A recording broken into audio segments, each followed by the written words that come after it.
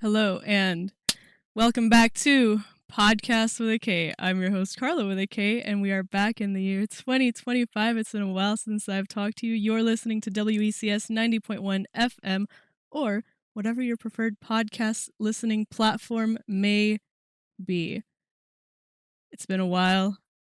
We're back in the studio. I actually recorded an interview earlier today for next week's episode, so you can have new nonsense and new guests very soon. But in the meantime, allow me to reintroduce myself. Hi, I'm Carla with a K. I'm the host of Podcast with a K. Great, now that's out of the way. The entire podcast exists as an archive on your preferred listening platform as well as YouTube. So if you ever want to catch up on the journey that we've been through together, those episodes are all there. If you ever want to ask me a question, I'm always here. You can catch the podcast on every social media platform at podcast with a K, except for Twitter, which is podcastxk, because I'm different. First and foremost, I'd like to say thank you to anyone who's listening today that has made it through the extended absence of the show. It's been a year, I think, is the best way I can put 2024. It wasn't a bad year. I think personally I went through a lot of personal growth. I experienced a lot of things personally that have definitely shaped my worldview on a lot of things a lot further. But I'm still, in essence, very much the same me. And the main reason that the podcast was on a unintended hiatus was not because I didn't have anything to talk about, but rather because I had a lot that I wanted to talk about that I didn't know how I wanted to say. And I think the thing that I lost track of is the fact that the podcast was always about whatever it is that I wanted to say, you know? And not just what I wanted to say. Of course, we began as an interview show based on what I thought was interesting that my friends were saying. And then, luckily, through the pandemic, we found our home away from home online. And now that I'm no longer in the actual studio at WECS, I'm fortunate enough to be able to continue the show on as a community member and have you guys here, whether it's via Twitch chat or social media DM. We have a lot of stuff planned for this year, and I'm very excited to be back on the air and simply just having a conversation with the homies, because that's what the show is all about. I feel like there's a lot of elephants in a very small room, and the best way to address them is one by one. So, first and foremost, speaking of social media, oh, y'all thought the segues were gone? The segues are here to stay, baby. First and foremost, let's talk about TikTok, shall we? We're hopping right into it. This is your one and only trigger warning, as if you needed one, which I guess if you're a new listener and you're tuning in now, because we are on a new time slot. We have finally said goodbye to our Sunday at 11 p.m. time slot. We have moved on to Mondays at 9 p.m. I did have the opportunity of having an earlier show. And as much as I want, as much as I want a drive time prime slot, I feel like the late night format fits the show a lot better because it's easier to be a little bit more unfiltered. Not just for me, but for my guests. And I don't just mean that in terms of swearing. We talk about a lot of things, and especially as the days and months and years keep passing, these conversations have gotten not more real. We were always very authentic from the start. You guys have heard a lot of stories from a lot of people from a lot of different walks of life. However, we all live in the same world. We all know what's going on. So your one and only trigger warning that I will ever give on this show at all is we talk politics on this show. And we will be talking politics today. And as I see fit. And it's not because I just love the news, right? This is my life.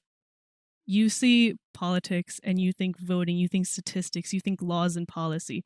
I see politics and I think, do I get to live my life tomorrow? Because it is personal. Every single thing that I have ever lived through has shaped me into the person that I am today. And it doesn't take a personal experience to care about other people. That's not what I'm saying. And I appreciate everyone that has reached out to me.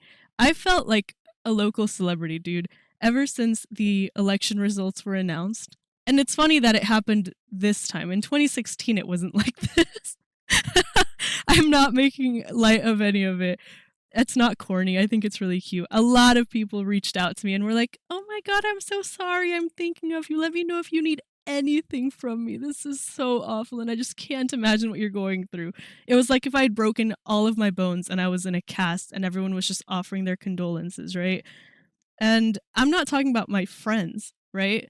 My friends are one thing. It's obviously very nice to hear support from your friends, especially when you and your friends are all like busy doing other things and don't typically exchange those kinds of messages, right? Like I feel like all the tias on WhatsApp, like just thinking of you. And I'm like, where did this energy come from, right? And what I thought was most interesting is people that I haven't talked to since I was in grade school reached out to me. My best friend from the summer reading program at the library, so a girl that I knew for 3 years, 1 week at a time, reached out to me on Facebook. She friend requested me on Facebook to say, thinking of you and your family today. And I was like, but why though? And as I've run into people like from just different parts of my life now that I'm back in my hometown, kind of more in general, right? Because I was away at school and then I was traveling for contracts. So I was home for like maybe a few weeks of the month at a time. So I always felt like I was home, but for the external observer, I was always in and out. But this past year, I officially spent a year working in my hometown. And so I ran into a lot of ghosts, a lot of people from before and people who I've not seen in years, people who I think even follow me on social media, have kept up with my life in some way or another and reached out to be like, thinking of you. And I'm like, Gabby, right?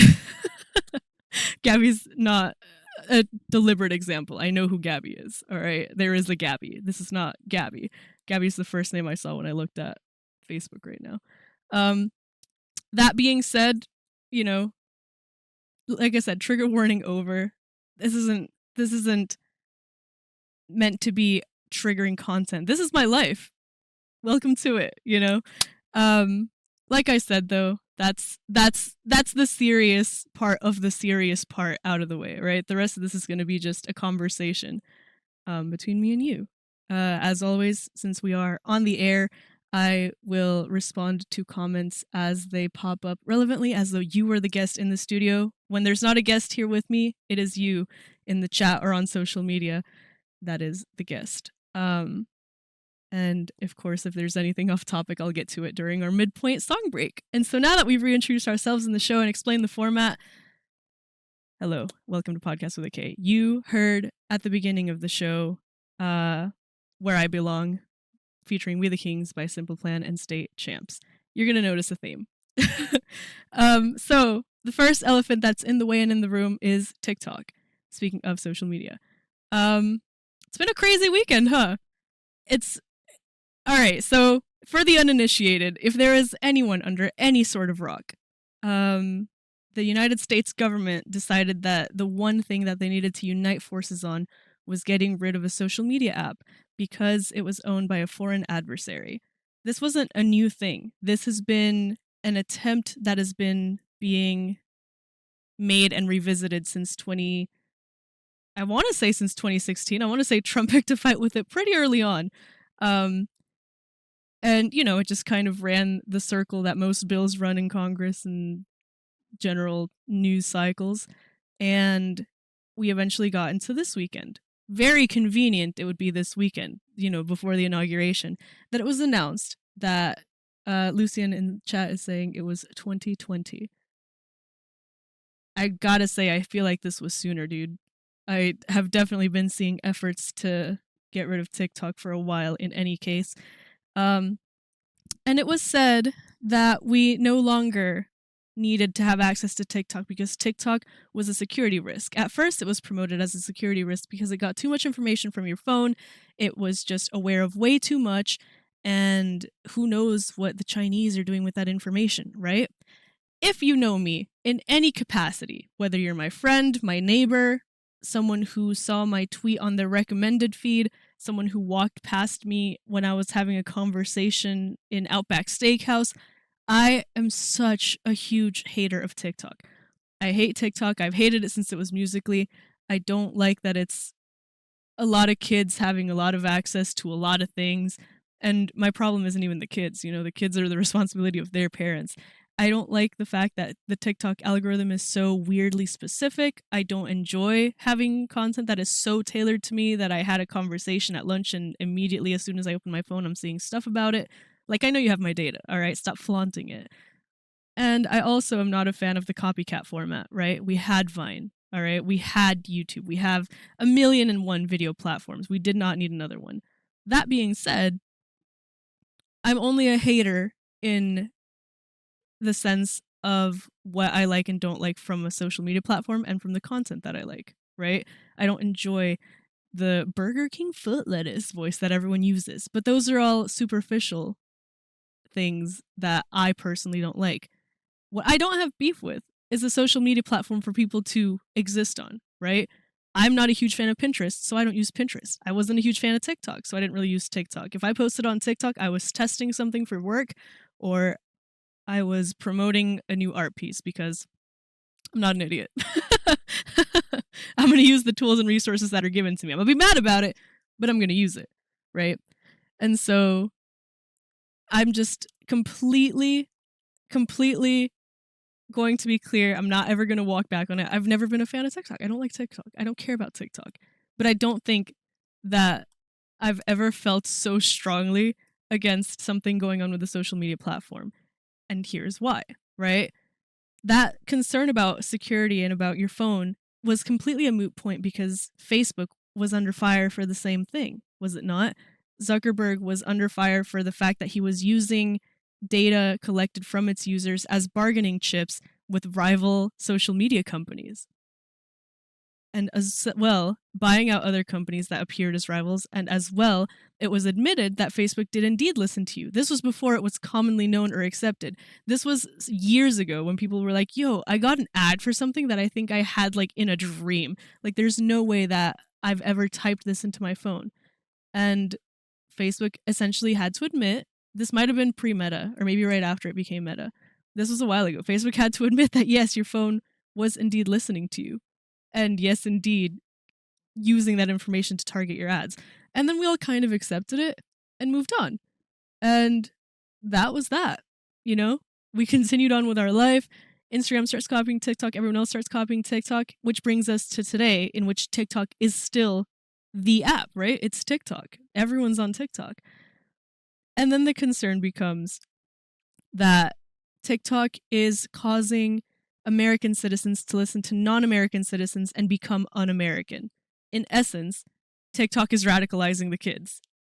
In order for someone to become radicalized, it's the same as when someone calls themselves an activist. You can care about a lot of causes, but if you're not out there doing something for that cause, you're not an activist. If you are not out there acting about something, you're not a radical.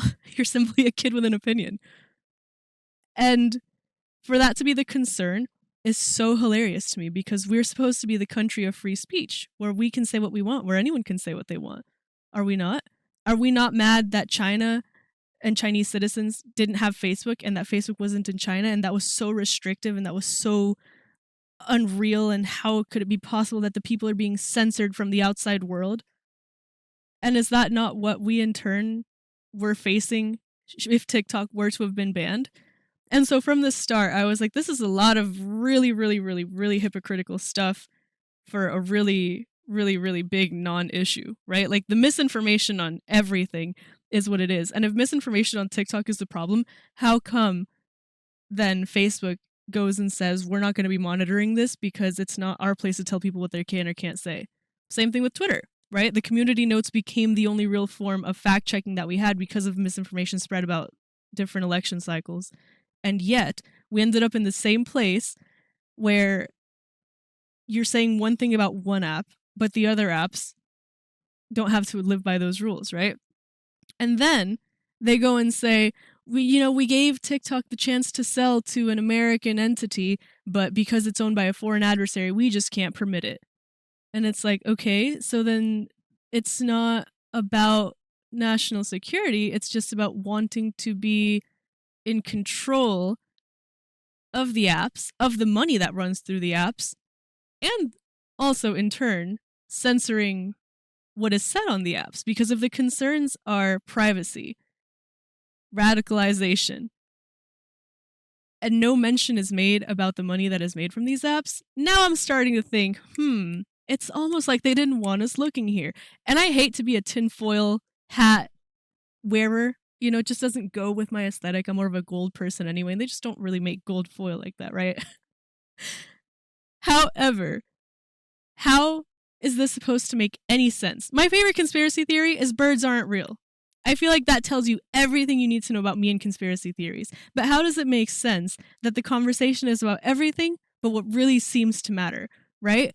And so I took a screenshot of everything because media literacy in general is down. Media literacy is so much rarer.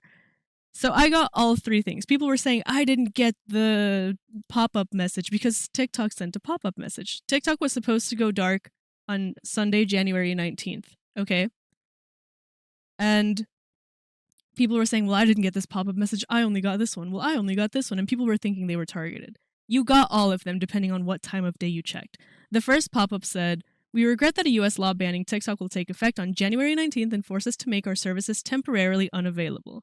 We're working to restore our service in the U.S. as soon as possible, and we appreciate your support. Please stay tuned. False. It was a bill. It was not yet a law, right? Later on that day, sorry, TikTok isn't available right now. It went down on the 18th, not on the 19th. It went down on the 18th at a random time, like 8:34, which I think is actually the time that, like, one of my friends noticed it was down. Sorry, TikTok isn't available right now. A law banning TikTok has been enacted in the US. Unfortunately, that means you can't use TikTok. We are fortunate that President Trump has indicated that he will work with us on a solution to reinstate TikTok once he takes office. Please stay tuned. That's president-elect. He is not president yet at this time. He has not been inaugurated as president. You cannot act on a promise in politics, right? Is that not how these laws work? And then the next thing that pops up, being on Lemonade. Lemonade, of course, a TikTok-owned app, as well as CapCut. And then later on that day, not even, maybe the next morning, not 24 hours has gone between the announcement that it was over and the announcement that it was back. Thanks for your patience and support. As a result of President Trump's effort, TikTok is back in the US. You can continue to create, share, and discover all the things you love on TikTok. So I'm over here sacrificing my golden aesthetic for a tinfoil hat because tell me this isn't the craziest publicity stunt you've ever read. And we've seen a lot in our day, all right? This is the most ridiculous attempt at garnering the youth and the youth support in the weirdest way possible. The fact that it all came down to TikTok is so absolutely preposterous to me. And it doesn't make any sense for the way that it developed. It doesn't make any sense for the timeline that it developed. It doesn't make legal sense, all right? None of this at all was accurate. And I'm seeing you're in the chat mentioning that it was probably bought out by Meta and they haven't wanted to say it. Don't give Meta that credit. I don't think that's it at all. And if it is, then I wouldn't be surprised. But I don't think that's it.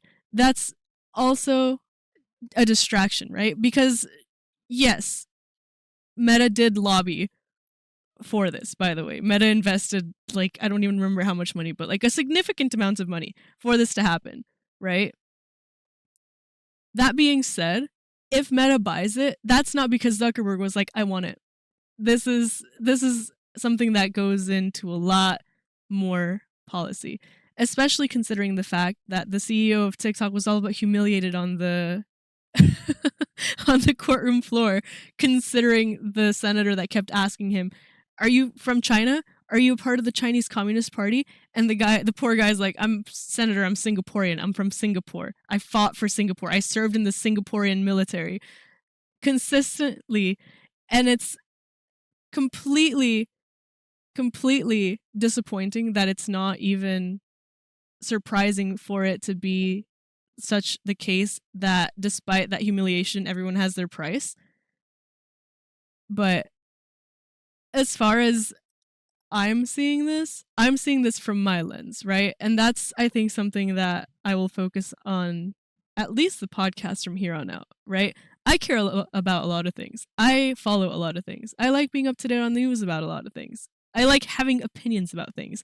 But I'll talk about the things that I know about, the things that I'm willing to argue about, so I don't start conversations that I can't follow up on. Because I'm inviting everyone who listens to this to start a dialogue with me. I would love to see what you're thinking, as always. As far as I'm concerned, as someone who works in marketing and social media against their will and studied communications, and I don't even know how to put it. And a part of what I studied was narrative and communicative writing. This right here that they're doing is what I studied. And it's easy to be like, well, I took a class in that and sound pretentious. Anyone can do that. You can go read a Wikipedia article right now. You can go check out a book right now and see how every single story in the world has ever been written, what they're taught. And once you start recognizing that voice, you'll start seeing that voice in everything, right? And right now the concern is, oh, but the kids are going to sympathize with Trump. This isn't about that. You know what this comes down to? This comes down to the fact that everyone jumped ship onto Rednote and started talking face to face or video to video with people from China in very poorly Google translated Mandarin, right? And one of the biggest things that I saw was people asking, has speaking to Americans changed the way you see us? And vice versa, has speaking to Chinese people changed the way that you see us, right? And so one person says, I have screenshots in front of me, so I'll be reading out loud for you. And if you're watching this on video, I'll somewhere in this in this corner. Has speaking to Americans changed the way you see us? And people from China responded, I used to think that people in your country chose to be homeless because they're lazy, but I realized because it's a struggle at the bottom, they can't afford rent, they don't have jobs, they have no hope in life, and I apologize for my previous thoughts. You've shown us a different side of America. Turns out everyone is under oppression and life is tough. We thought you had it easy without working for it, but it's people like Musk who are truly terrifying. It's incredible that ordinary Americans struggle so much harder than us just to survive. In the past, I always thought that Americans' consumption and credit card borrowing were due to extravagant lifestyles, but now I understand that it actually stems from systemic exploitation through society, which makes me even angrier at capitalism. And so that's the perspective of the world on us. And I feel like a big problem in the US is pride. I feel like Americans are very prideful, right? And so it's easy to be like, oh, well, the conservatives just want to keep their, traditional homegrown grass-fed organic values. And the liberals, oh man, they just want to cause riot about everything. They just want to change everything up. They're just liking to complain. They just want to collect unemployment and sit at home and use their TikTok. Every single one of you is suffering. There is no middle class. You're either rich or you're poor, right? But everyone wants to hang on to the title of middle class so bad. And being rich and poor is still a separate category from being one of the billionaires that lives here and has the majority percentage of the wealth in the country.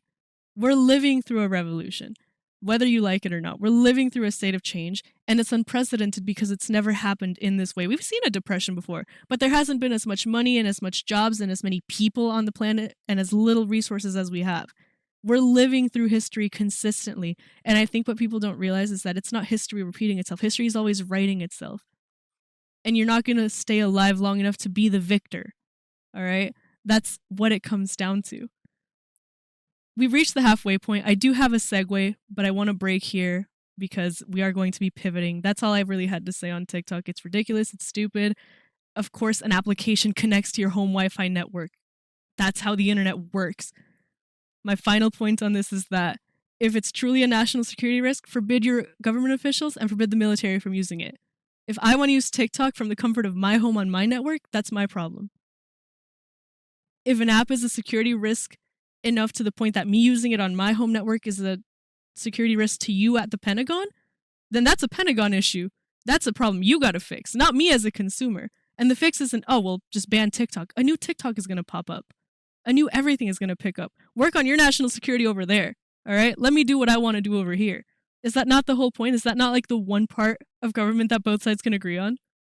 Make the rules for society, but don't control my life as an individual. That being said, have a song break. Next up is Somewhere I Belong by Linkin Park. Enjoy. So that was Somewhere I Belong by Linkin Park. Basically, here's the thing. Like I said, this isn't exactly a politics podcast. This is my lived experience. This is my life. You know, we're talking about everything through the lens of my life and my experience. So I'm not just commentating on the news. I'm telling you things as I'm living through it, as I'm seeing it. And on the topic of foreign perspective being changed, not you specifically, what you as a society, what the people whose posts I read from Red Note are learning is that essentially the American dream is, I mean, it's only that, it's a dream, right? Like, we all have supposedly a dream of a job and a family and a house, but it's a lot simpler than that. And I'll tell you this from the perspective of my life story. Some of you may know this if you've been around long enough to know the lore, or if you just caught me on a particularly vulnerable day. For me, the reason that I think that I want to start being more open about this is because the way that we learn is through stories, right? When we are not the ones living and experiencing something, the only way we're going to learn is from somebody else's story. We can read it in a textbook, we can watch it on the news, but it's only ever going to be a statistic to you until it affects somebody that you know, right? And even as I'm here live on the air going through this exact conversation with you, I have every warning flag, every warning sign, every like red alert, every siren, every red flag telling me I don't need to do this. But it's easy to just not, it's easy to let that be somebody else's job. But what am I doing here on this platform if not telling you what I think, if not having this conversation with you? You're sitting here listening to me, if you are sitting here listening to me, because you either want to weigh in on the conversation, you're curious about what do I got to say, you're simply supporting a homie, or you're bored and have nothing else to do. Whatever your reason is, you're not here for fodder. Background noise is one thing, right? But you could get background noise anywhere. And that's something that I have to realize, right? Like, I like listening to other people's stories, but that is not a unique trait, right? It's very easy for me to be a listener because I am a listener. It's harder for me to tell people what is worth listening to. And as far as personal stories go, there is a sense of pride, right? Like I said, I feel like here in the US, we have a sense of pride in like, oh, well, I'm not that poor. I have a roof over my head. I have a computer to stream on. There are a lot of people that have it a lot better than me. And I'm not talking about the people with a kitchen island, right? I'm talking about the people that have a vacation home and another vacation home and 3 cars parked outside and a backup family car, right? And even they're still a part of this group, right? No one's these multi-billion-dollar people. And that's a sense of pride as an American. A sense of pride that I have a hard time getting over is my sense of pride in being Mexican, which is funny because it's harder for me to say as a Mexican than as an American. I've grown up in the US. I've been here since I was 5. Younger if you count trips back and forth just for fun and for leisure before living here. And as much as I have my pride in my country, being Mexico in this sentence, right? As much as I have pride in Mexico, there's a reason that I live here, right? And so for me, personally, this concept of the American dream is something that is even further in the realm of unattainable than I feel like it is for the concept of the American dream. My American dream is being alive, right? My concept of the American dream isn't a mansion and a house and a car and a family. My concept of the American dream is being able to walk down the street without getting mugged. The last straw in my family's decision to move away from everything that we knew and all of our family and all of our life. In Mexico, we're fine. We had money, we had jobs, we had a house. In Mexico, I have everything. What I don't have is a sense of safety and security. One of my earliest memories is getting mugged at a red light at gunpoint with my parents in the car, my sister in the car, and my grandparents in the car. The people don't care. And this wasn't a one-off occasion. This is the one that I lived through. Everyone that I know, my parents included, all of my family, all of my cousins, all of my aunts, all of my uncles, all of my grandparents, all of my friends, every single person that I know that lives in Mexico has at some point been mugged and held at gunpoint. And if that's not an experience that you have ever had, you don't know fear. You don't know danger. It's easy to live a life and say, oh, my life is so hard. You know, I've had to fight for food stamps. I've had to fight for representation. I've had to fight for equality. I've had to face my own mortality ever since I was, 4? If I was even conscious enough to remember it and not just simply have the story in my head because somebody told it to me, right? I remember being in a car and being scared because everyone else was scared. And then imagine my realization at what that meant, right? Like, that's an ignorance is bliss situation. Like, oh man, scary, bad things happen every day, but I'm still here. And now to realize that that's the reality of it. Whenever I go on any platform and talk about politics, I'm not talking about you guys are being mean to me and not letting me do whatever I want. You're sending me back to being 4 years old, terrified in a car, staring down the barrel of a gun. And that's a personal anecdote. There's a lot of people who have it a lot worse from a lot of other countries. One of the guests of this very podcast, the reason that her family moved to the US is because her house had been tear gassed, I think, 3 times in 1 year. And she's from Palestine. If she gets deported, she can't go back. She's not allowed back, actually. Where do those people go? What are you sending those people back to? Politics is not an arbitrary thing with an arbitrary figure and an arbitrary statistic. These are people's lives, and they're not arbitrary people. These are friends that you know. These are people that you know. These are family that you know. And that's only my personal story. If my personal story isn't enough to move you, if you're the type of person that's like, that sucks and we just have different worldviews, and it's like, yeah, I know you came here and I really feel for you, but you should have done it the right way. There is no right way. There is a list of countries that is not allowed to apply for a visa, a green card, or asylum in the US. Mexico being one of them. There's others. China's one of them. The UK is one of them. Do you know that? Canada. And this is an extensive list. These are just, I think, some of the countries that I think have the biggest impact in hearing. And if you're someone who looks at that and you're still like, oh, but the worldview, you know, we just have different opinions, you know, maybe you could have moved somewhere else. There is no anywhere else. And if that's not enough to move, if you're the type of person that's like, yeah, well, you know, it sucks, but like, you know, I'm not heartless. We can reach an understanding. We can reach a middle ground. We can find a different policy that'll actually work. I have to vote fiscally conservative.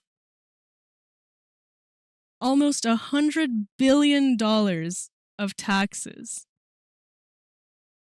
96.7, I think, is the number, if I'm not mistaken. I can look this up for you if you really want me to, but we all have the same internet, and for the sake of time, let's call it 100 billion. Let's call it 90 billion. I'll be generous. I'll let y'all have the extra 7 billion for free.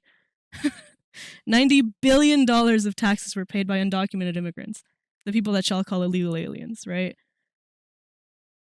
Because I feel like there's a huge misconception and a huge amount of fear-mongering in this country about what people are doing when they're not from your neighborhood, when they're from somewhere else. You look at somebody sideways when they're from the wrong city, let alone the wrong country. The majority of people who live in the US are employed. Immigrants, I'll say. I'm not going to talk about people from here. Immigrants. Like I said, I'll be talking about things that I know personally, not just as a statistic, things that I know. The people that live here are employed, whether it's under the table or not, right? For the vast majority of people, they don't work under the table. They file for something called an ITIN, which is a taxpayer number, which means, although you are not allowed technically to be in the US, you sure are allowed to work and pay taxes. You are considered a US person by law if you live in the US and you have ever made $1. If you live in the US, if you have a residence, if you have a home address, you are a US person. And you can read this on any tax form, on any government form that you want. You are considered a US person if you live in the US. That's it. For everyone that has an ITIN, they are still paying taxes on their income, whether it's on a W-2 or on a W-9, meaning if you are an employee or a contractor. You're also paying property tax, you're also paying sales tax, you're also paying your way into this economy via everything you've ever bought. If it costs money and you need it to live, you're paying taxes. Let alone medical bills, let alone gas, let alone toll roads, let alone everything else, because this country is money. If my personal anecdote of what I've been through or what other people who have a way worse experience have been through isn't enough for you, if you vote purely on the money because you believe in the righteousness of the people to do what's right, but it just can't be this way, and you're sitting here proudly toting your... Because I'm not talking about one person. I've seen a lot of people post like this today about, well, here's hoping that things will get better. Things will be better. I trust in my president. I trust in the good Christian party.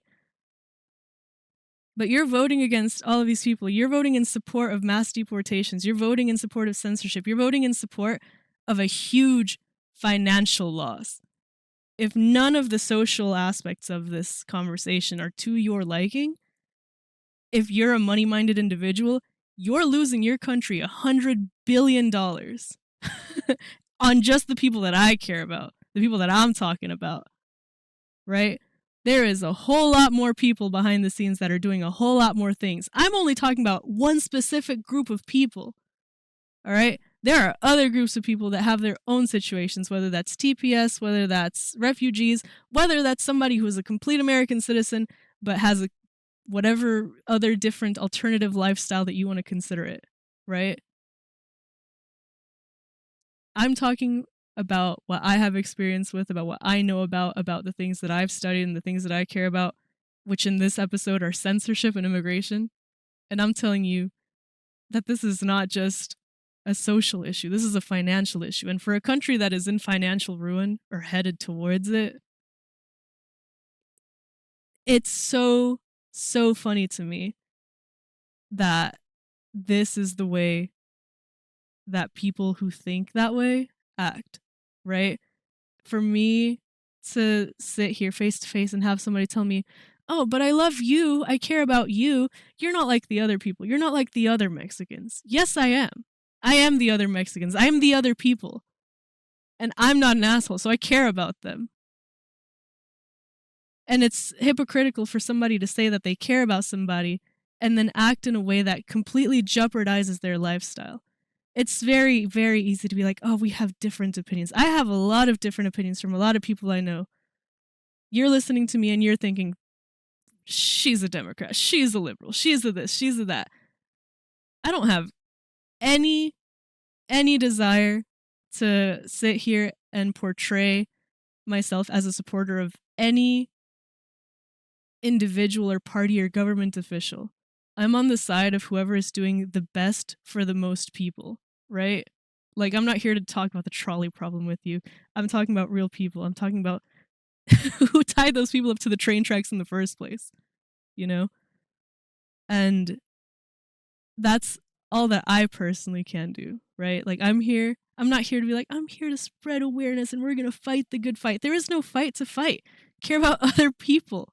That's it. It's that simple.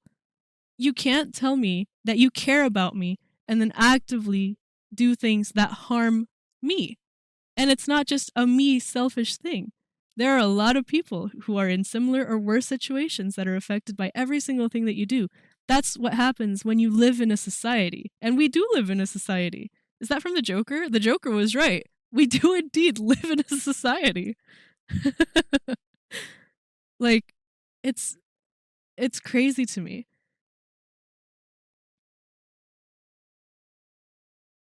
Lucian in chat says, it took my mom since the election today to realize that he isn't just talking, he's going to do the things he says he's going to do. It was always, he can't do it. They won't let him. And I feel like that's how a lot of people think, you know? I feel like a lot of people are used to politics just being a huge sensationalized circus. But, you know, there's only so long that that's sustainable. Eventually people are going to want answers. And now, thanks to social media, sensationalism is at an all-time high and people want to see results because they know whether or not there are results. We're no longer waiting a week for the news to come around to us. We're seeing the news as it happens, especially because the current president likes to live tweet the news as he's making the news happen, right? And I feel like that's what it comes... It's ridiculous, right? Like, it's so easy for Trump to be like, oh, guys, we're going to buy Greenland and we're going to buy Canada. We're going to rename the Gulf of Mexico the Gulf of America and whatever else, right? It's all to get a rise out of people. It's all to, like, get people riled up and Mexico's going to pay for the wall. We're going to build a wall. Once the people get riled up, it's no longer people are riled up in their houses. People have access to you. And so people start demanding things. Okay, so when are we doing this? When are we doing this? When are we renaming things? When are we buying things? And that's how you get a bunch of half projects, because the things that people specifically in the things that specifically people in that mindset of, you know, how am I going to get the people riled up are promising are not attainable in 4 years. They shouldn't ever be attainable, and they won't ever be attainable. There's just not a way to make anything happen like that, right? And so we're just gonna see a lot of this, which is a lot of back and forth cycles of somebody setting the house on fire for 4 years and then the next 4 years putting everything down and building it back up again and again and again and again and again until what? It all crumbles. We're already seeing that happen with our economic system. What's next, you know?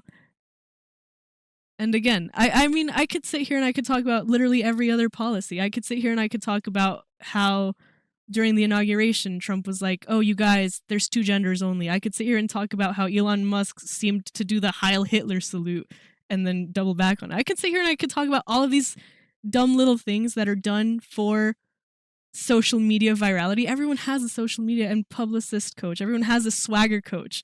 Like, it's not just someone telling Justin Bieber how to dance on a stage anymore.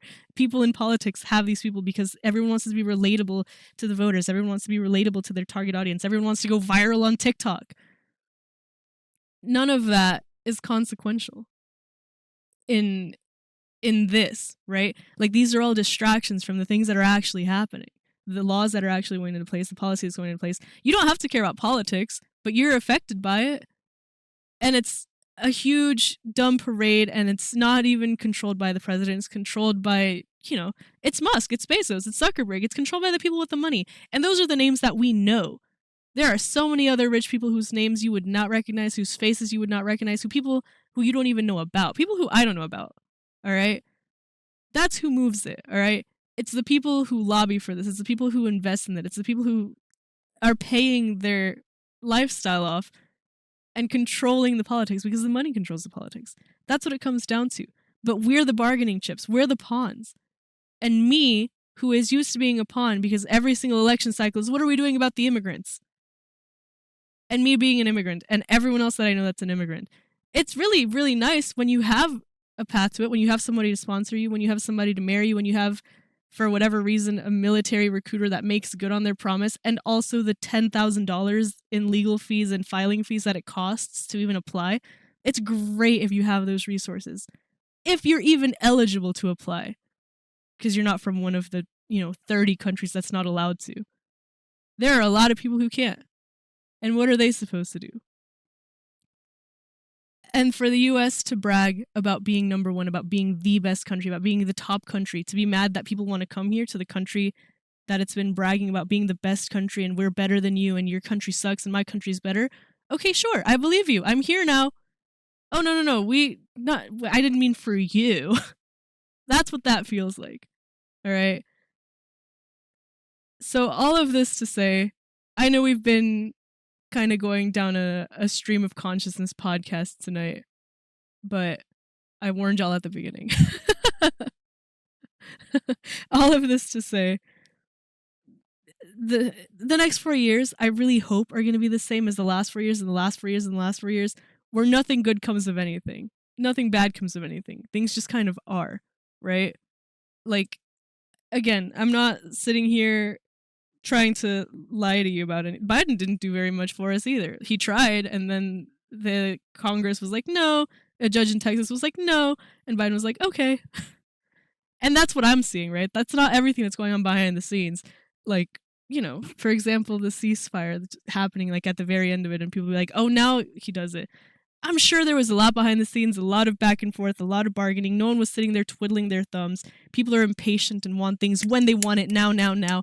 I understand that politics, the actual act of politics, of policy and meetings and bargaining and everything else that goes on behind the scenes is its own beast, right? I'm not sitting here telling you, oh, the government, this party would have been my savior. Like, there's none of that. Elected officials are elected officials, and their job is to be elected officials. And that's it, right? I'm saying my grand point at the end of this conversation, politics is not just the news. It's people's lives. It's my life. It's not the people tied to the tracks and the trolley problem. It's my life.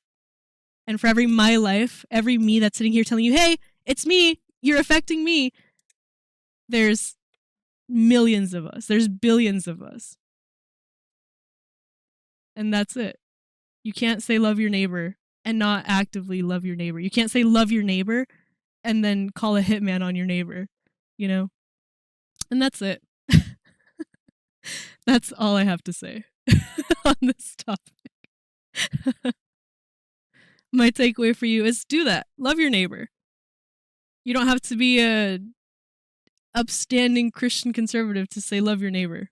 All right? That's just a good policy of life to live on. All right? Work hard, love your neighbor. That's my final takeaway. As our time here draws to a close, I'd like to thank anyone who joined me on this journey today. I told y'all we were talking TikToks, politics, and origin stories, and I think we covered all three. Next week we'll be back in the studio with some nonsense and some guests. So please stay tuned for that on our new time slot of Mondays at 9 p.m. If that changes, I'll let you know. But as far as I'm aware, this is the new home for the podcast. And I think that Lucian did a great job by referencing Spirit at the end of the podcast, because our sign-off song is going to be This Is Where I Belong by Bryan Adams from the Spirit soundtrack. I told you we were listening to songs about belonging, and I meant it. You've been listening to Podcast with a K. I'm your host, Carla with a K. Signing off. This is WECS 90.1 FM or whatever your preferred podcast listening platform.